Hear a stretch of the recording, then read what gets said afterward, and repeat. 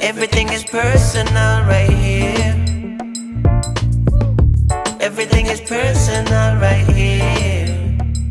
Ladies and gentlemen, boys and girls, welcome to another episode of Everything is Personal. And today, our guest is Matt Gerlach. How you doing, Matt? Good. How are you?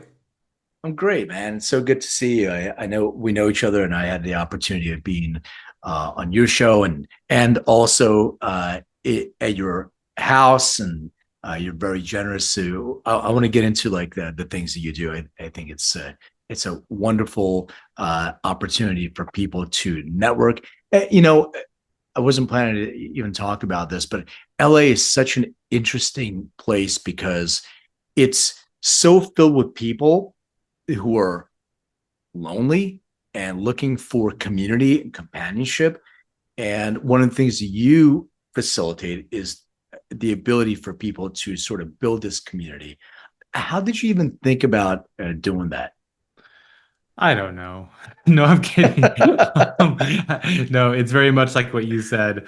LA's been interesting. I'm from a suburb of Los Angeles originally. Ended up living in New York for my 20s and early 30s, and really, my everything about New York was amazing for me. My life changed. It was so much easier to meet people out there. And my partner and I moved back here about 8 years ago, and it's just not the same. I mean, I like it here, don't get me wrong, but I started to think like, what can I do to like, get the people around me that I want to hang out with? So I started what you're talking about earlier, the Friday Brunch Club.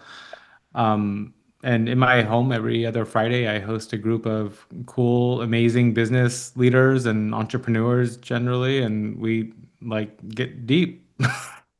Yeah, it's a beautiful experience because I've been a member of men's groups before a bunch of different times, and the issue is they're structured, and some of them have like themes, like physical activity type of things. So we'll do some crazy shit. We'll go like jump in the ocean in the middle of the night in the freezing cold water. I mean, it's LA. It's not that freezing. Yeah, yeah. It's not like you're in Antarctica, but still, it's cold in the wintertime. The water temperature is in the 50s. Mhm. We'll do hikes and all, but there really is the lack of vulnerability, and I think that's what's missing, and that's what I sort of found in your group. So, do you how do you facilitate the openness for people to start being vulnerable? Do you really think that like, I mean, have you never found nothing this vulnerable like in any of the men's groups you've been in? You, Is you that true? know, You said? very some of them are, but it's structured vulnerability. What I mean about that is, so there's a guest facilitator, and we're going to Mhm. do shadow work today. So yes, of course, people are going to be vulnerable, but it's structured vulnerability. It Mhm. doesn't seem as organic as when you have a conversation with somebody over food, and you're just talking about life in general. Mhm. You start being open, and people start there's a trust that's built. Mhm. You don't have the structures. Oh shit, what am I going to talk about? My shadow. So now you have a different path and a different theme because you already um preemptively have thought of what you're going to share. So yes, you're being vulnerable, but you're going deep into, the birth. There was a cord tied around my neck during birth, and now I think that I have some of these the trauma and all that stuff. So, but yours, like we can talk about anything. It's much less structured that way. That's in my opinion. Well, I'm still at a place of like in awe sometimes when I hear these sorts of just reviews, compliments. But yeah, I mean, what I'm doing is I am continuously asking myself what I needed. And it's funny that we're talking about this today because I was like driving, I think, to the gym, and like I'm at kind of a little bit of a weird spot right now in my personal growth journey where like I'm a little full. I've gotten a lot of information, and now I'm like putting that to use. And I'm asking myself, like, does the world need another structured event like this? In my opinion, no. So I so I'm at a constant like place of like, do I need to have more of a structure? Or do I need to do this more organically? I think it's just that I show up so vulnerable and open that people see me like talking about things, and they see that it's okay to do so too. But you were at my, I mean, at the first men's group that I did. I hate to play favorites, but that was up there because it was like just people got really vulnerable. And it's not like weird vulnerability either. It's just like you ask somebody what the biggest thing on their mind is, and they go to the relationship or something, which is the truth. I mean, this is life. We're supposed to be talking about this stuff. Yeah, it's a good point because sometimes you get in the business groups, right? So you're networking. So the idea is you network and you already prepare. And some people are better at small talk than others. And you talk about the weather and you talk about your sports team, you talk about your movie. And then what do people really want to talk about is you're absolutely right. Relationships are like the key, and that's a connector of everybody, whether it's a relationship with your kids, with your parents, with your spouse, with your partners, business. It's all about relationships. And as you create a safe space to do that, and you're probably right. Like now that I'm thinking about it, you opening up and being vulnerable allows other people to do that. And then the conversation goes in all different directions. And I think it's a lack of judgment. When people start feeling they're not being judged, they feel they can be more open, and Mhm. people are not saying, you should do this. Like, would you be open to, hearing an opinion? And Mhm. it's a really polite way to, exchange that information. So yeah, it probably does come from your vulnerability and less structure. Thanks. I'm loving this conversation because it's just like, I think a lot of times, like, we are stifled from getting started on something because we don't know where it's headed. Where is this going or what's the big plan? Well, like the way that we get unstuck and find clarity is from getting going on something. I'm at the place with this brunch. I think I probably had close to 100 different strangers in my house at this point. And like, I mean, I think it's just like the more that I do it, the more I feel like I don't want to have structure. I mean, the more that I do it, the more I'm realizing the organicness, if that's a word, of like some groups, like they need a little more structure. Some groups, like, they want to talk about work. Some groups, they don't want to. And I carefully curate the groups to make sure that it makes sense. But yeah, I mean, I think like when I think back to like my healing journey, which started about like 8.5 years ago, like the most profound thing that happened was I started yoga teacher training and was in a room with whatever, another 12 other adults talking about feelings. And I was like, holy shit, I've never seen this before. People actually like talking about their feelings. And it helped. Yeah. Well, let's dive into that a little bit. So first of all, let's go into your origin story. You mentioned you grew up in Southern California. Yeah, I grew up in a city called Temple City, which is near Arcadia, San Gabriel, Pasadena. Okay.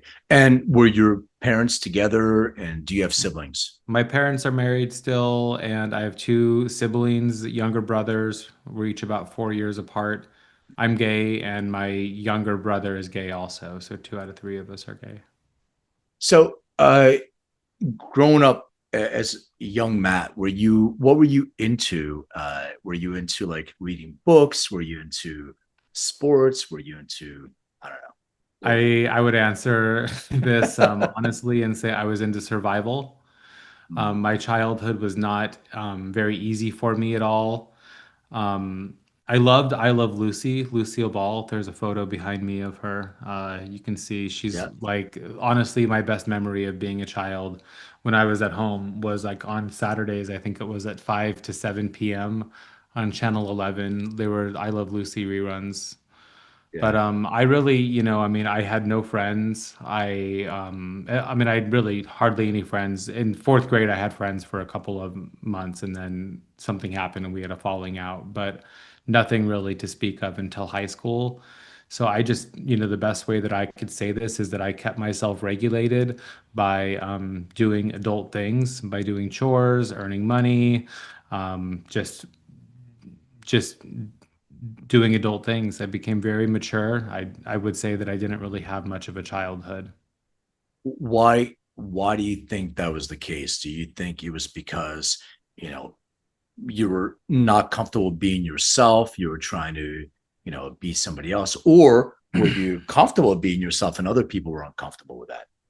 This is the existential question, right? It's been about 9 years since anxiety, depression, panic attacks all started happening, which I look to now as wake-up calls that invited me to go back and figure out what was going on, why my foundation was cracked, and why I had horrible self-esteem and treated my body like crap and, had no self-love. I think it was a combination of a lot of things. I mean, I grew up in a house, there was a lot of love, but there was a lot of, my childhood was not very easy for me at home. I did not fit the mold that I think my parents expected.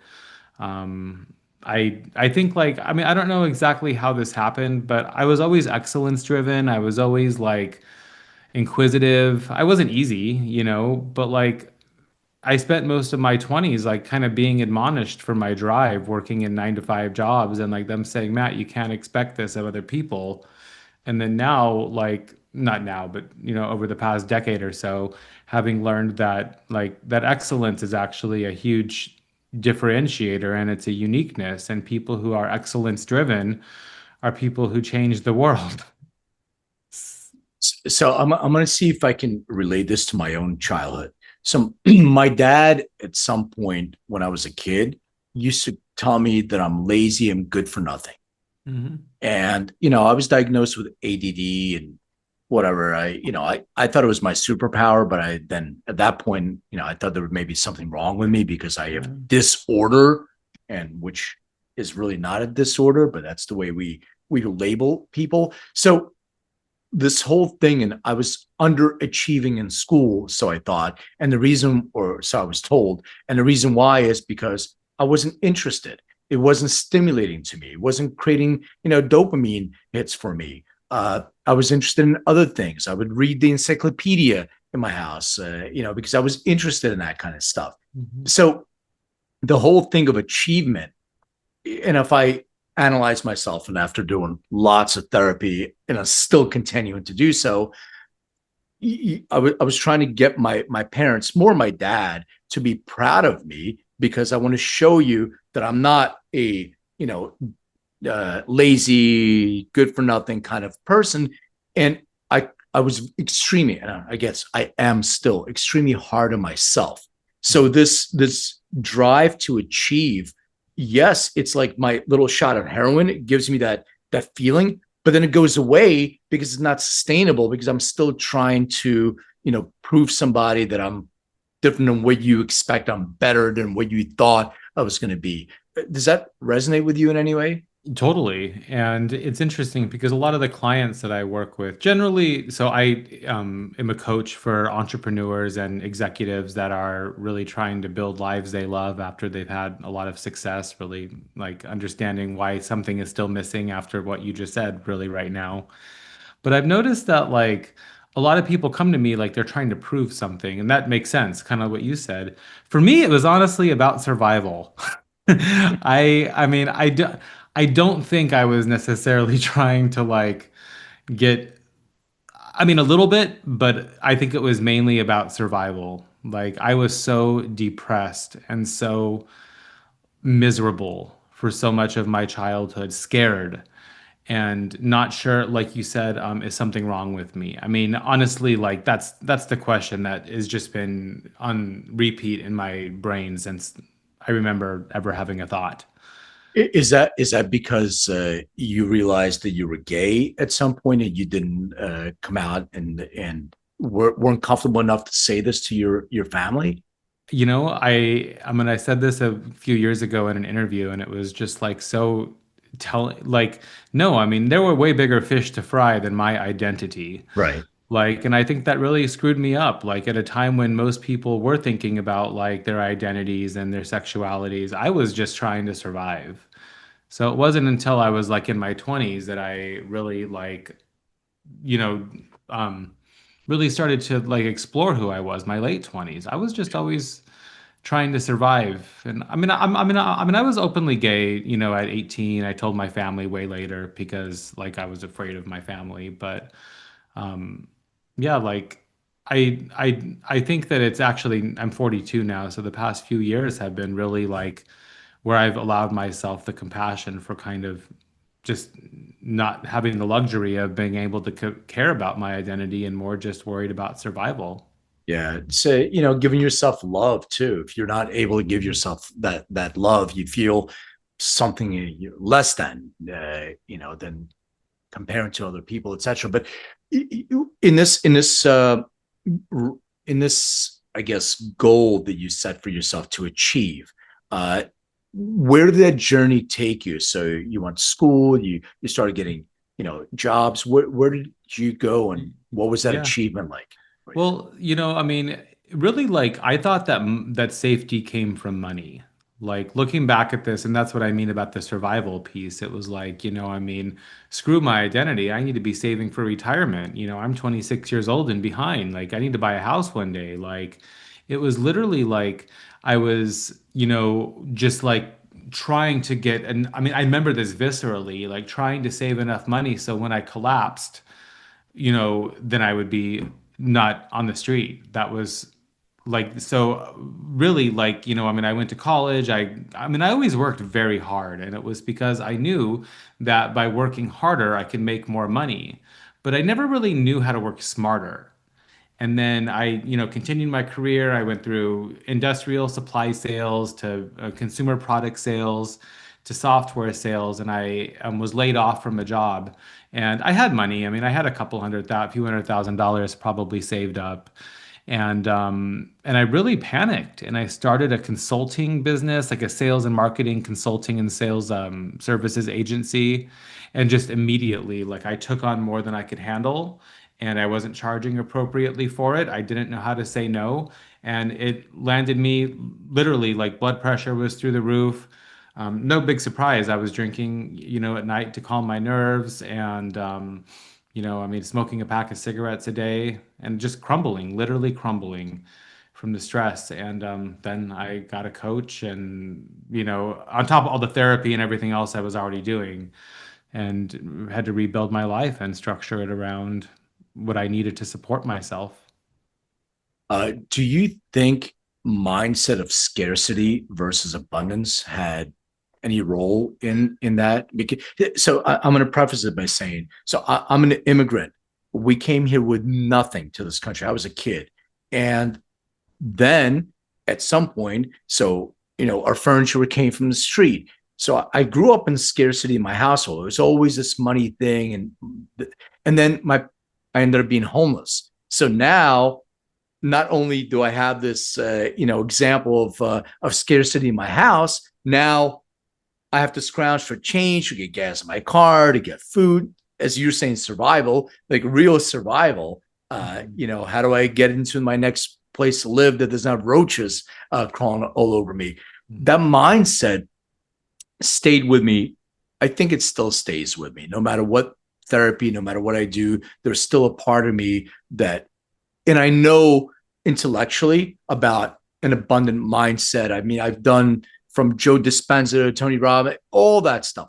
I know it viscerally, as you said, I know it, but there's still a part of me that pulls on that string of scarcity. Oh shit, I'm scared of, what if I get sick? Do I have enough money? What about my family? What about my daughter? Like all that shit. So does that play a role in that? Did you grow up that way too? Yeah, I mean, I think that the scarcity mindset, I mean, we're very similar in this, and I don't know that it completely goes away. And I think that's the challenge with like when we have trauma growing up. Like my family doesn't want to hear about my trauma. They want me to move on from my trauma. And it's like that's great, I mean, I don't really talk to them or expect them to show up for it. But like at the same time, for me, like I'm on a constant place of growing and changing and evolving and building a more and more beautiful life. And yeah, scarcity mindset comes up all the time. Nothing good happens without like hard work, without taking some risk, without doing some, I mean, like, so for me to leave my last professional life behind to build something new, and this is a whole different story in terms of building my coaching practice.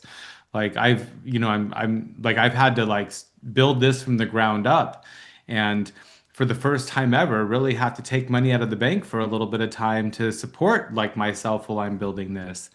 And it's, I mean, the scarcity mindset was something that I had to work with every single day. And a lot of it is a practice. It's journaling, it's working with our own mentors, reading things about this that are going to keep us at bay.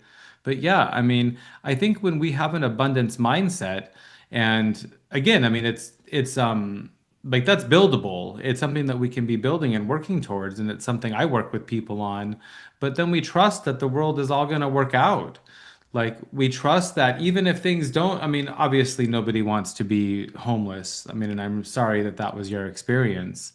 But most of us, we are worried about things, like we're worried about catastrophes. And that's what happens when we have a scarcity mindset.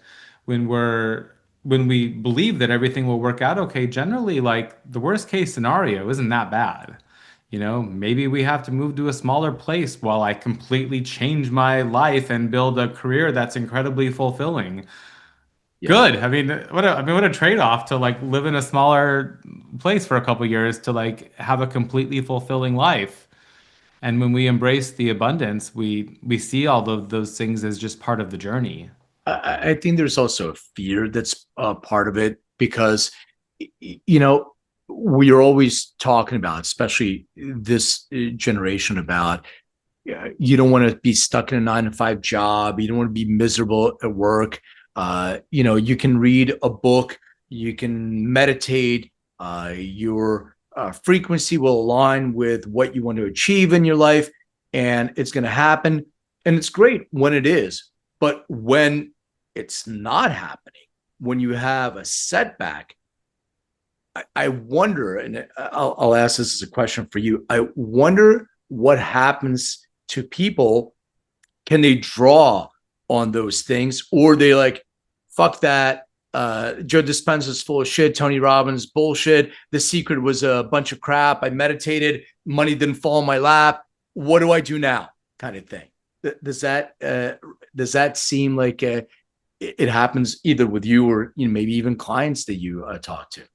I think that I mean, it's a really good question. And I would say that at the beginning of everybody's journey, you're going to fail more than you're going to succeed. So if you're on a personal growth journey and you're working to um, move from a scarcity mindset to an abundance mindset, yeah, I mean, the first couple of weeks, when failures happen, you're going to be, oh, this is the worst thing ever. And it's like with everything else, it gets better with practice. Where no, I would say that I can't remember the last time like a failure or an obstacle has presented itself and I have gone from like trust to like, this is all crap. I'm gonna end up like and like this is like none of the I think that there are times when doubt creeps in, and like that's normal. I mean, one of the things that I've learned, over the past couple of years as I've taken this big change for myself, it's everybody has imposter thinking. I mean, everybody, every single person that's doing something they haven't done before is facing this fear. And embrace that. And I mean, again, like this is why I read. This is why I engage in conversations like this with people like you. We are the sum of who we hang out with.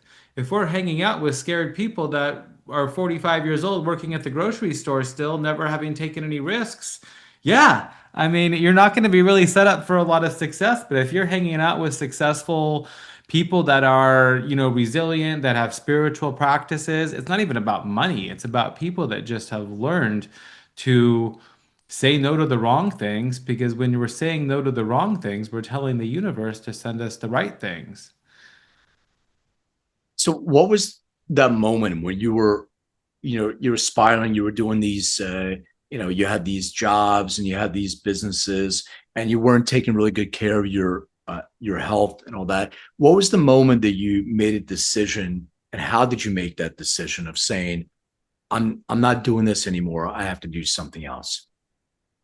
Well, I've been asked this question a lot, and I don't know that there was one moment. I think that this was a slow burn for me. I do have an answer for this, a little bit more specific than that, but it was about 8 years ago. I started, my health started deteriorating. I ended up in the hospital a couple of times because of stress, and then panic attacks started happening. So all of this kept like getting more and more serious. I found Oprah at the time. I mean, I'd heard of Oprah before that, obviously, but like she said stuff like, there was a book of hers, I can't tell you what it was called off the top of my head, but it was like, your life is always speaking to you. And I continued down that path. Just the next year, kind of therapy, talking to people. I don't know exactly what I was being told, but I don't think I was listening to it all very easily. I was resisting some of it. And then my partner and I were in couples therapy. I'm not gonna take like all it's all my fault necessarily. I mean, I think couples therapy is very productive, is what I'm saying. But the stress that I was bringing into the relationship certainly provoked the need for us to go a little bit more serious. But I mean, couples therapy was the best thing I probably have ever done with my life. And we were in a couples therapy session, and our couples therapist was trying to work on a conflict that we were having. And then she was like, tell David what you need. And she kept saying it louder and louder and louder, and like, kind of like aggressively. And we had a trusting relationship, so that wasn't like weird for her or anything. And then I just broke down in tears, and she's like, oh my God, I'm so sorry. You've been going to so much therapy and doing so much work. I didn't know that this was like where you're at still. And I didn't like, I couldn't ask him for what I needed, because I started like I was like muttering, like crying, like I've always been so punished for my needs and I don't want to lose him. And then we really kind of had the entry point to like that there was a lot from childhood that wasn't resolved, and that I couldn't advocate for myself. And I started going through the journey and, really opening up about the self-destruction that I had done, substance use. Never got out of hand, but it wasn't like it was good for me. The promiscuity that I mean, I always thought something was very, very, very wrong with me. And yeah. Do you think in doing that and chasing that, was it more of uh an escape, or was it more of like, this is, I have a void, there is something that's missing here, I'm going to fill this with stuff right now so it doesn't feel empty? It was somebody said this recently and I love it. I mean, it was a God-sized hole. I thought my purpose in life was to just shut the fuck up the best I could and get through life and not bother anybody, and just just just to keep myself small and not bother anybody. So when you started going through this journey to change, how did you decide that coaching, and because here's my, I've been a coach before too, and coaching is such a, it gets such a negative rap right now. There's such a negative connotation to coaching because it doesn't take a lot of qualification. Like, we live in LA, everybody and their grandfather is a coach. Everybody's coming out. I talk to somebody, I'm a coach, I'm a coach for this. I'm like, okay, well, it's great. I mean, anything you can do to help people, but it's hard to differentiate yourself. And what does it mean to be like an actual coach, I guess, when you made this decision? Yeah, I didn't know this was where my life was heading. When I look back to childhood, there's a few memories that I had about like I wanted to be a math teacher for some reason. Like I liked math, not like hard math, like algebra or something, like, not like advanced like calculus. Calculus, yeah. Yeah. Um, but I wasn't interested in that because teacher didn't make enough money for what I thought I wanted in my life. So, like, I guess there was always the desire to teach. And I mean, I've invested like $250,000 in my personal growth journey over these past 8 years.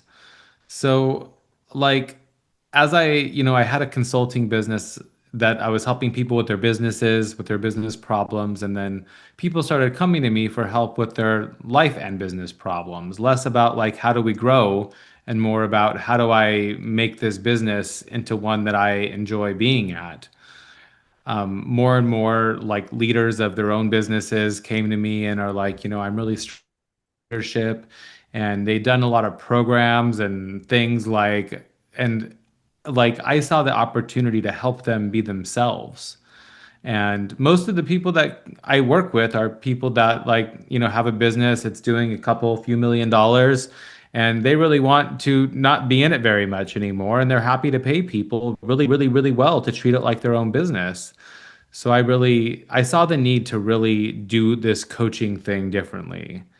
And I hear very much what you're saying. I feel the same way. I've been in a couple of programs like I mean, I don't think it was a waste. I think it really informed what I decided to do.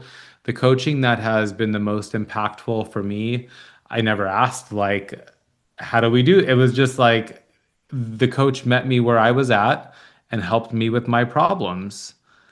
And a lot of times I remember asking my coach once, I'm depressed. Can I talk to you about depression? And she's like, Matt, I'm not a therapist, but I'm a human. I've been depressed. Absolutely. So for me, like, it's been about a year now since I have gone full time as a coach. I've been doing this for a couple years before I left consulting fully. And I still help people with their businesses. So I get a little bit of a hybrid. But you know, I do it differently. Like I'm just myself out here. And I think that's like the more and more that I'm myself, like no one's coming to me and saying, "Hey, I'm going through, a terrible divorce. Like you're the guy for that." I'm not the guy for that. I haven't been through a divorce. I share my story. I'm sharing my life. I'm out here talking. I'm on podcasts, and just I mean, I speak. And people resonate and they reach out, and they. I mean, my client. I have 100% satisfaction. Everyone's seen fantastic results from working with me, and they're the agenda. I meet them where they're at. And it's just been really like I'm being myself. And a big part of this is, I mean, I'm not making the $1 million a year that I used to make quite yet. I don't know that that's necessarily on the horizon. But what I'm doing, and I'm excited for like, I mean, where this is all heading is really, I want to be working more and more with people who have reached a level of success that offers them the ability to really do anything they want with their lives and be able to really help them understand what that is. Because my journey has been one, if I had to categorize it in one, small sentence, it would be just my journey to live a true life. And it's been really hard to navigate that when you've been thinking that everything you're thinking about and believing and desiring is wrong. Yeah. So yeah, so I'm doing this my own way. I'm trusting it's going to work out and inviting people along. Yeah. Well, it's already working out for sure because you're doing something that you're enjoying. By the way, if anybody wants to tap me for divorce, I've been through a pretty bad one. You can, I am that guy, so I'll be happy. I actually, I don't know if this is funny or not funny to me, but one of my best therapies was when I was going through my divorce. After I went through my divorce, guys would come to me and like I had a friend of mine who I helped go through his divorce. He's like, "Oh, why don't you start a group?" I'm like, "Who the hell wants to hear from me? A group? I don't even know how to do a group." So he convinced me to do it. I started a group. It's called Rebuilding Your Life After Divorce. Man, that was my best therapy I ever had because you're listening to other people's stories. You learn so much about your own. And it's something you also mentioned. It resonated with you. Like we all have our own journeys. We all have our own stories. When we think ours is the worst and we hear other people, it's not as bad. It's all perspective of how you kind of look at it. As you said, I mean, so what? I had to have a smaller house. So what? I had to sell my, at the end of the day, I have my health. I have love in my life, like all these things that you really value. And in terms of that, when I ask you in your experience, the difference between like what people crave, clarity and confidence. I want to see if what you feel is sort of more important, I guess, what people gravitate towards. Is it being clear on what you want, or just having self-confidence to do whatever it is you have to do? I think they're both, I think that that's a good question. I mean, I think that they're kind of like opposite. I mean, they're like oil and vinegar a little bit. Yeah. Maybe I hope that's a good analogy, but it's like some people have a lot of clarity and they need confidence. Some Yeah. people have a lot of confidence and don't have clarity. Maybe the oil and vinegar analogy didn't work so well, but it's like I mean, some people have both, but at the end of the day, my work with people is to help them get going in the direction. Like I have one client, he has all the confidence in the world. He has no clarity. He needs to start like engaging in conversations in a way that's going to inform that that piece. And I have people that I work with that have all the clarity, and the work is for me to, it all kind of is the same thing, to get out there and start doing the thing and seeing where this heads. Yeah, I agree with you because I think this whole imposter kind of thing. So there's so many people that I meet that have a lot of what we would perceive as confidence. It's at least it's outwardly confidence. But when you start peeling back the layers, it's not confidence that connects to purpose. And I think when you have confidence but you don't connect it to purpose, then you have a lack of clarity regardless of what confidence you may be. You can be like in your past roles as a consultant. I worked for at that time Big Six Consulting, PwC kind of thing. You have to be confident. If you're doing sales, you have to be confident. But if you're connecting and you have a lack of purpose in your confidence, you're not clear. At some point, you're what you're selling, what you're doing doesn't feed you back, or like you were saying, you're full, doesn't fill your cup. So at some point, you're empty and you're Mhm. just trying to get reserves from somewhere else to give to somebody else when you're not able to give that to yourself. So how do you get to the point of like, maybe this is part of your coaching? How do you get to the point to, sit down and try to figure out, okay, well, do I actually have to do something that fulfills my life's journey, my purpose, or do I just have to get out of something that actually takes away from my life and my well-being? What is sort of the first step? My answer to this question would be, I mean, it's informed by my experience and what I've seen from clients. I'm sure there's a lot of different scenarios out there, but generally what I see is it's like the 9 to 5 job, the corporate person, they're, marketing VP at some company, and they go on to start a marketing company of their own, like a marketing consulting business or an agency of some sort, like I did, and that is very fulfilling in a lot of ways. I mean, to have the freedom to work when you want to. And, I mean, I'm kind of laughing because it takes a lot of, it takes some time to get to where you get to have the freedom. But at the end of the day, people do that because they don't want to work for somebody else again. They want to be more in charge of their own destiny. And it's like, I see my journey. I did that for almost 8 years. I made $1 million a year from doing it. And it became like I wanted something that was deeper for myself. I think I'm 42. I think if I was 65, maybe I would have been fine retiring and just, devoting my life to something different, to some sort of philanthropy. I think it depends on your financial situation. Some people can go from that kind of soul-sucking job to like just doing philanthropy work.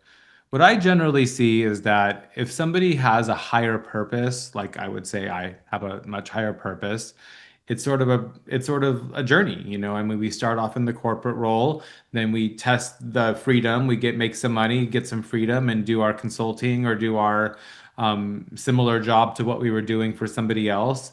And then we reach a point where it's like the money's not really fulfilling anymore. And that comes from a place of privilege. Most of us have either, gained some financial freedom and we decide we want to do something more purposeful.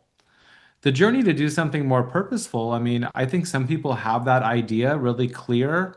I feel like if I'm really being honest with myself, more the people that I see who are building a really purposeful life have to get ready to weather the storm of some trial and error. And you might think that you want to write a book, for example, then you see the process of writing a book and realize you don't really get paid any money from writing a book. And that's not a bad, I mean, and then you have to decide, like, actually, I'd rather start a podcast and build my audience that way. Or I'd rather, there's going to be some adjustment and you've already made some money. So you're not probably in the same place where you're willing to do something you hate because you probably don't need to make that kind of money and you can build a business that's kind of around what you want to do. And that's a sense of freedom and power that many people have never had. And it takes not years, but and really building my purposeful chapter of my life right now, I have wasted more money and more time and shown up looking like an idiot more times in this past, like, 1 year than my entire life combined. I think we said this whole thing with purpose. Like when I was growing up, nobody ever talked about purpose with me. Didn't have. I'm 53, so I have a few years on you. In my generation, no, nobody talked about it. You get out, you become successful. It's all about success. And people, look at the cars you drive and the watch that you wear. And I'm from Philly and I worked in New York a lot. And, it's a big difference between how you show up in LA than how you showed up in New York. Everybody was like, which briefcase do you have? What shoes are you wearing? What watch do you have? What, all this different thing. And it's all about a perception of success. Purpose wasn't part of that. So now we're in this generation. I don't know. Maybe it's generation. Yeah, it's. Honestly, I feel like I wouldn't be chasing a purpose-driven life in the same way if I didn't have a cell phone. If I like went to work and clocked out and put my feet up and had a scotch when I came home like people did 50 years ago. I Yeah, think now it's like there is no version of that. It's like, you're going from this, like any sort of corporate job is like stressful as all hell, and you change that. I mean, you'd rather have the purpose driven life than you would like be a stressed out mess. I mean, it's really like business has changed so much, and it's not, you have to really want to be like, you have to either be power hungry or love money, and those aren't wrong things necessarily. But a lot of people, I think, realize that there is a risk of dying at a young age from the stress of that. yeah, and I also think like we had some of our journeys where you're working for a corporation, and all of a sudden, not anything you did, but they have changes in the company. Google makes a new algorithm, and you're at the mercy of somebody else. You have no control over your life. You get laid off, or no matter how well you're doing, it just happens. And I think not having control over your destiny, over your journey, really resonates with people now, especially with COVID. We learned so much what we can do, from the comfort of our own homes and what we can contribute to, etc. But I really still think people talk about purpose, this grand, purpose. And some people have a path. They pick up a guitar when they're 8 years old and they're like, fuck, this is what I'm doing for the rest of my purpose is to play music or something like that. A lot of us, most of us, are trying to figure it out through, doing things and saying, not this, not that. When people come to you for coaching, do they actually have a sense of purpose? Are they searching for that purpose? And do you work with them to try to like uncover what maybe be their true purpose in life?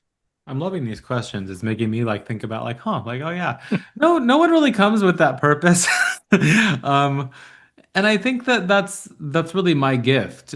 I think because I have spent so much time with coaches, and I'm not saying anything like not like my experiences have been good, but if I look back to like the biggest gap was that I wish somebody would have seen how much I was struggling with the clarity part of where I was going and really helped me slow down and like what I really needed to do was to have more time in nature, was to have more time away from the computer. Like I take baths now, like looking at a candle. These things sound like stupid, but when you're struggling for clarity, take a bath and look at a candle. Like, so a lot of what I do with my coaching clients, like they come to me because like they've tried these programs, they've tried to be like shoved into some sort of fast track thing, but no one's ever helped them slow down and really either get peace around that clarity and like to help them understand what they're saying, or to help them slow down enough so they can start to have ideas. I call it like, and it's crazy. I mean, I guess I needed the same thing too, but almost everybody comes to me working very, very hard, working in their business all the time and never taking time to work on their business.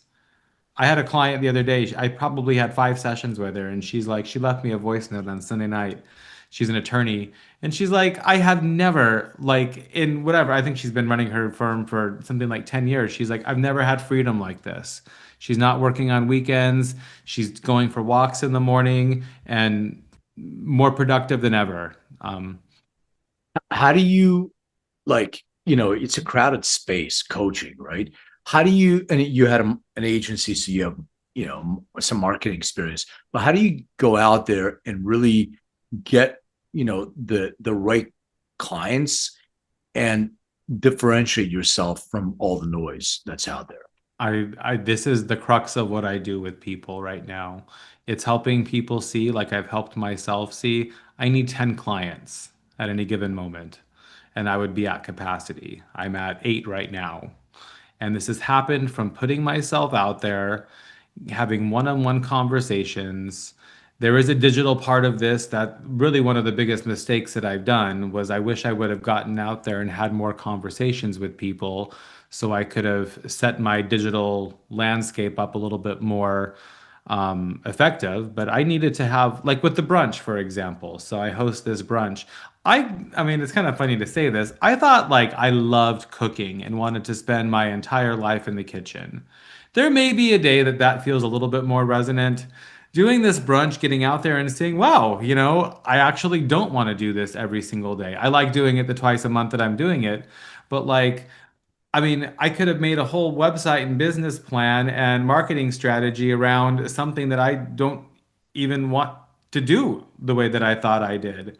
So it's getting out there and having conversations. I thought I wanted to help everybody. Then you start seeing like I actually where I'm sort of at right now is at this place of realizing like, well, a lot of people have potential. Like I mean, I'm a very nice guy. Like I give away a lot of free time with me.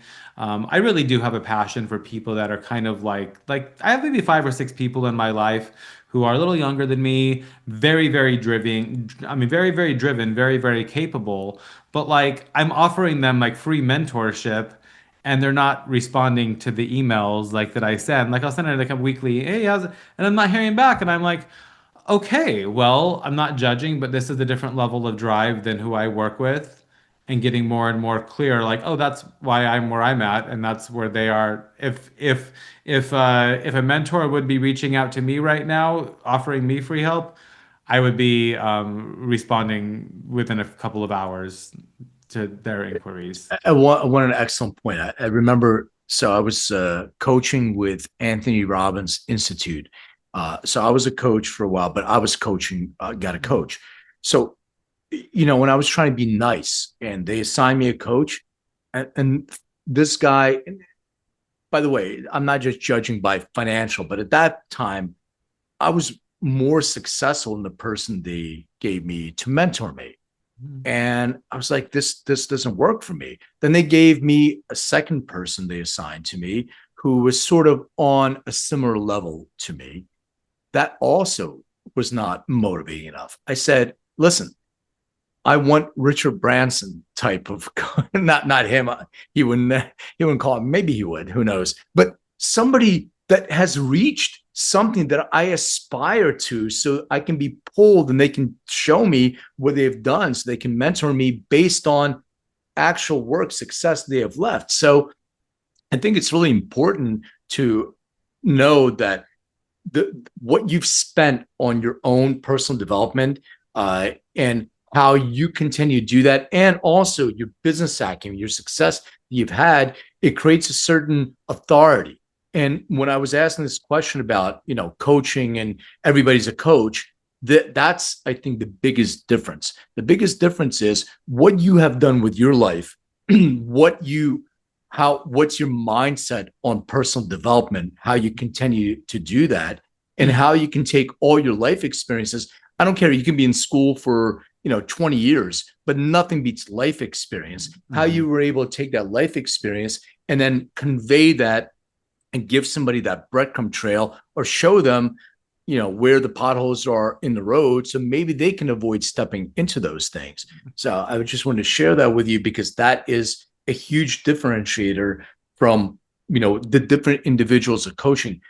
All these coaching programs, wonderful. I get all these things, for a month, I can do these many sessions. All that is great, but it's the individual connection with the person. And you got to make a decision. Would you, let's say that now you have 11 clients or 15 clients and you can only handle 10, but they're coming to you. How do you make the decision of who to work with, who not to work with? I love this actually, because this is, I'm really finding that there's two kinds of people that I'm working with. One is the person that needs help with the stress and the boundaries and the and just really enjoying the success that they've built. And the other one is really the person who's started a services business or has a services business somewhere, between 500,000 and a couple $1 million, and needs help growing it with the business development part of it. And it's really one of the things that I'm helping people more and more with. And I love what you were saying, because it really it's got me. This is the first time I'm really talking about this on a podcast. And you start off with these one-on-one conversations, and now I'm starting to get a lot more clear on how to do more digital marketing type work. And it really is what you just said, sharing my story, sharing what I'm learning. And I'm building this business that I built, very marketable, something I can do in my sleep.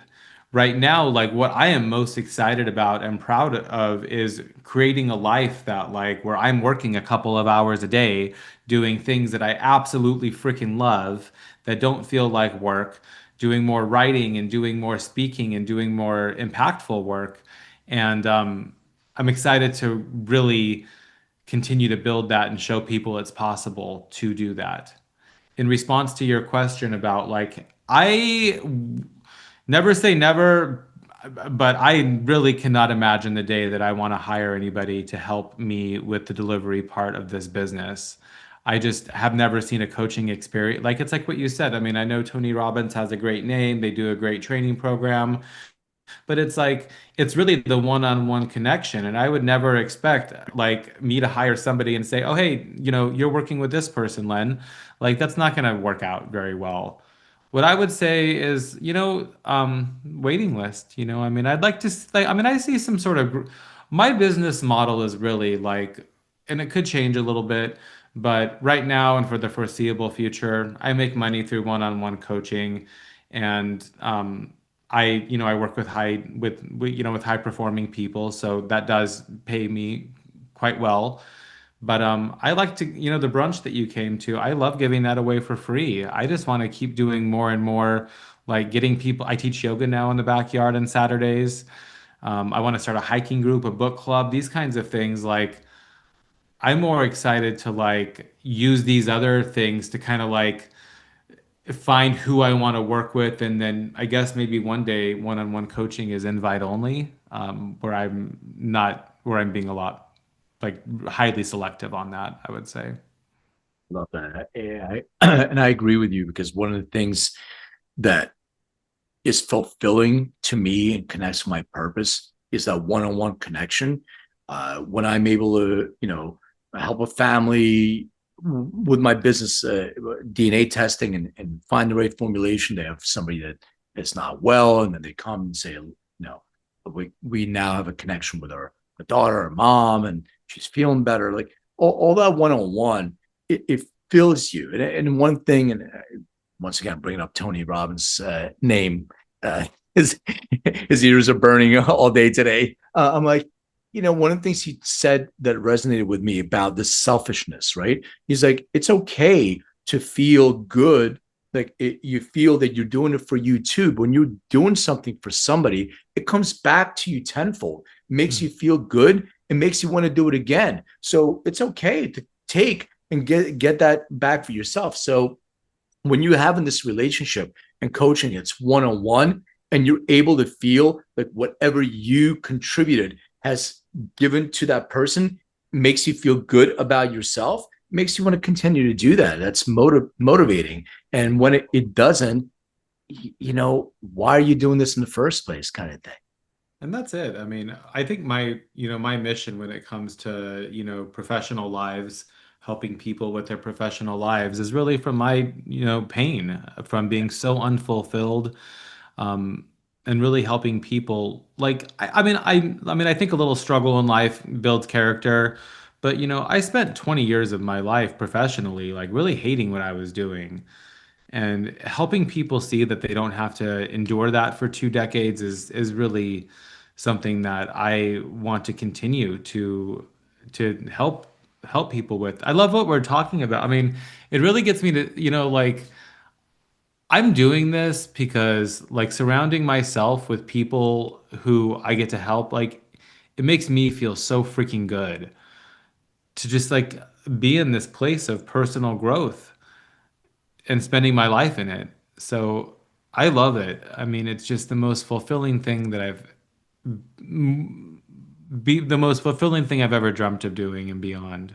I think you're motivating me now through this conversation to think about maybe doing something like that myself, like getting my coaching practice resurrected. Not competing with you in any way, but starting with health and wellness. That's really my passion, is doing genetic testing and helping people get well, or getting ahead of whatever genetic predispositions they have, so they can take better control of their lives. I think I that's really love that. important. And and I think that like this is, what happened for me was like, following all these coaching programs, what they're saying, like post on LinkedIn every day or all this stuff, you know, and it just like, I did it for a while. Like, I mean, I still post, like, but I post what I want to. I post like I'm vulnerably, like authentically myself when I post. And, I think it's important to stay like, in the front of things and people to see that I'm alive and to see my work if they want to. But at the end of the day, you know, there is so much content out there and it's this one-on-one connection. Yeah.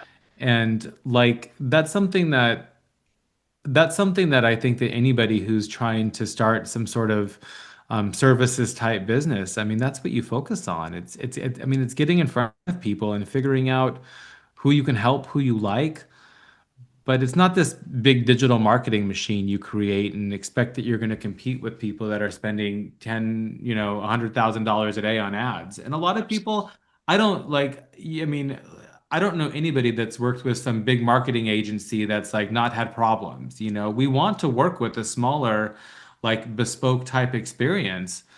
And we have the opportunity to do that by connecting one on one. All right, so I'm going to shift focus for a little bit and ask you questions that I ask all my guests. They're music related questions. So the first one is, Uh-oh. if you recall, what was the very first concert that you attended?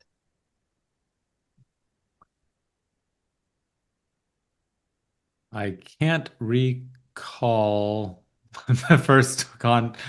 I mean, I don't know. I'm a lot that's coming to mind. I can't remember the first one. Can I give you like my favorite one? Yeah, give a memorable one when you were, one of the earlier ones that was memorable for you. I don't know that I went to any when I was young, but I would say my favorite concert that I went to when I was an adult that I remember going to was a John Legend concert at the Greek Theater here in LA. I don't know why I stumbled. I was thinking of all these concerts that I've gone to, but none of them before like 20 years old. So, Got it. What was the last concert you attended? what was the last concert I attended? Oh my gosh. Um, What was the last concert? I should have prepped for these questions. What was the last concert I attended? Oh my gosh, I feel embarrassed that I don't even remember. Um, I would say that I saw Ariana Grande with my partner a couple years ago. It was fine. I like her, but a lot of young kids there. Sure. All right. So another music question. Okay. But for the next year, you can listen to 5 albums. You don't have to remember the name of the album. Like I have Stevie Wonder, it can be just Stevie Wonder. But what would be those 5 albums? Like the five artists, I could Yeah, say. you can say Okay. artists. Yeah. Well, you're probably gonna laugh a little bit, but it's very eclectic over here. So Elton John would be one of them. Nicki Minaj would be another. I very much enjoy Nicki Minaj. Drake would be another. Um, I would say Notorious B.I.G. would be another, and Jay-Z. Cool. Yeah, I wouldn't lie. That's a great list. Old school hip hop is Old school that's hip my hop. I was that's actually my just thing. listening to one of your podcasts earlier before this one, and they were talking, and he was talking. I mean, you were and the guests were talking about like the lyrics versus today's rap, and I'm a Yeah. big fan of lyrics from old school Yeah, rap. today's so I go to shows with my daughter and she's very into today's hip hop and I'm like, all right, I'll give you $20 if you can tell me what Future is saying. Yeah. Just tell me what he's saying. Yeah. Like, Like Nicki Minaj, I mean, people laugh that I like her, but her lyrics are just like so funny. yeah. They call it a hashtag rap, I heard a while Oh yeah. ago. Yeah, because it's just like funny things. Like she says a word, it's just like, but yeah, All right. So final question. sure. Please describe what your room looked like growing up. My room growing up, I had a lot of posters on the wall. And I have, it's kind of sad. I mean, honestly, I remember like pictures of girls. I remember being gay, hanging up these pictures, and just I have pictures of like just like EDM music flyers, and I didn't like that either. Like it was really sad, like that it was like my room was trying to be cool, like I was trying to be someone I wasn't. I remember. Interesting. Yeah, Yeah, we should have started with that. I have so much to unpack with that answer. We'll do a part two at some point. sounds good. Uh, Matt, where can people find you? Where can they engage with your content, your coaching, anything else you want to share? Thanks. I mean, email me directly if you want to, Matt at mattgerlach.com, especially if you're in LA. I host what I call the Friday Brunch Club every other Friday. 8 business folks, cool entrepreneurs, aspiring entrepreneurs are invited. So reach out if you're interested. There's no cost to it or anything. It's pretty cool, if I do say so myself. If you go to my website, you can find all the socials, mattgerlach.com. You can book a free call. There is a 6-step guide, really a simple distillation of everything that I've learned in my life that I work with my clients on. It'll get you going on just kind of putting some words to what you want for your life. And you can book a call through that link as well. But would love to hear from you. Thanks, Len. Really Well, appreciate your time. yeah, no, thank you. And I can attest that the Friday brunch is great. And Matt is a wonderful cook. So Thanks. come share his generosity. And for my audience, thank you again. Don't forget to like, subscribe, share, whatever else you're supposed to do. I don't know. And thank you for buying my book, Making Cannabis Personal. There's a new one coming out soon. So I'm not going to tell you much more about that until I get the contract signed, but it's coming. And yeah, so there's something else I'm supposed to. I have no idea. But Matt, thanks so much for being on. I really appreciate it. This is great. So thank you so It's been much. my pleasure. I've loved this. Thanks, Len. Hey, everyone. So does anybody know what greening out means? I've been the recipient of so many calls over the years of people greening out. That means they took too much THC and had an adverse reaction. So I always recommend other things, but nothing really concrete. Now I can. There's a solution. It is called Antidose. Antidose.com is quick, it's rapid, it works immediately, safe, and effective. So I love my props. If you are toasty or you are burnt, that's the difference.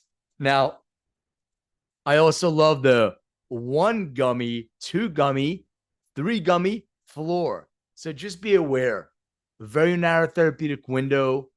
You know exactly what you can take now if you've taken too much. Once again, it's Antidose at antidose.com. Get yours today. Hey everyone, thank you for watching and listening. And don't forget to hit the subscribe button, share this episode, and hit that bell. Like, comment. I so appreciate that. And check me out on social under Len May or Len May DNA. Find out more on LinkedIn or lenmaycoaching.com. And remember, everything is personal.